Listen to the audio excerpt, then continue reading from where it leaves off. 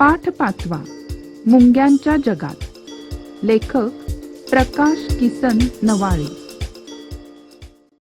मुंगी हा शब्द उच्चारला की तुमच्या डोळ्यासमोर लाल लाल मुंग्या येतात की नाही?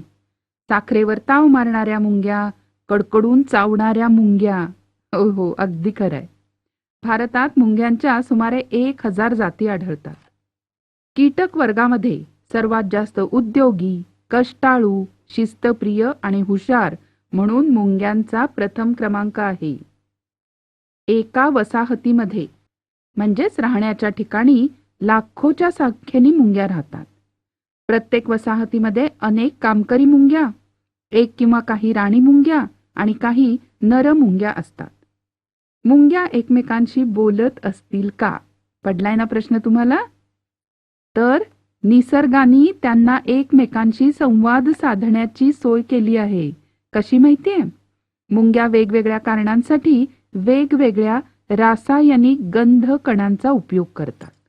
गंध म्हणजे वास. मग एखाद्या मुंगीला अन्नाचा साठा सापडला की ती आपल्या वसाहतीकडे परत येताना त्या मार्गामध्ये आपल्या शरीरातून विशिष्ट प्रकारचा वास येणारे ते गंधकण सोडते. मग काय इतर मुंग्यांना लगेच समजतं आणि मग आपल्या मिशांच्या सहाय्याने त्या गंधकणांच्या मागे मागे मागे जात मुंग्या अन्न साठ्यापर्यंत पोचतात. म्हणून आपल्याला मुंग्या नेहमी रांगेने चाललेल्या दिसतात. आपल्याला खरं तर सगळ्या मुंग्या सारख्याच दिसतात, पण एखादी मुंगी आपल्याच वसाहतीतली आहे की दुसऱ्या हे मुंग्यांना ओळखता येतं, कारण प्रत्येक वसाहतीच्या मुंग्यांना विशिष्ट असा वेगळा गंध म्हणजे वास असतो. रांगेत जाणाऱ्या 2 मुंग्या कधी कधी एकमेकींना भेटताना दिसतात की नाही, ते ह्याचसाठी. एखादं संकट आलं की मुंग्या वेगळ्या प्रकारचे गंधकण बाहेर सोडतात. मग इतर मुंग्या त्या मुंगीच्या मदतीसाठी येतात. कधी कधी सावधानतेचा इशारा देणारे गंधकण हवेत सोडतात. आणि जर एखाद्या मुंगीला चिरडलं तर या गंधकणांचा परिणाम अधिक तीव्र होतो. जास्त प्रमाणात हे गंधकण सोडले जातात. संदेश पोहोचवण्याच्या दृष्टीने मुंग्या आपल्या शरीराचा पृष्ठभाग सुद्धा घासतात आणि त्यातून येणाऱ्या आवाजाच्या सहाय्याने त्या आपल्या वसाहतीमधील इतरांना संदेश देतात.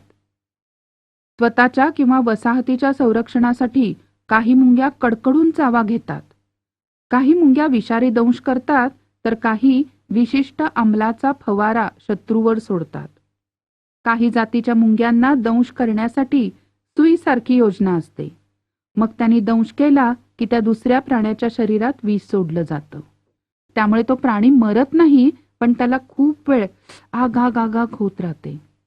अशा या उद्योगप्रिय, शिस्तबद्ध आणि सामाजिक जीवन जगणाऱ्या मुंग्यांकडून आपल्याला खूप काही शिकता येण्यासारखं आहे.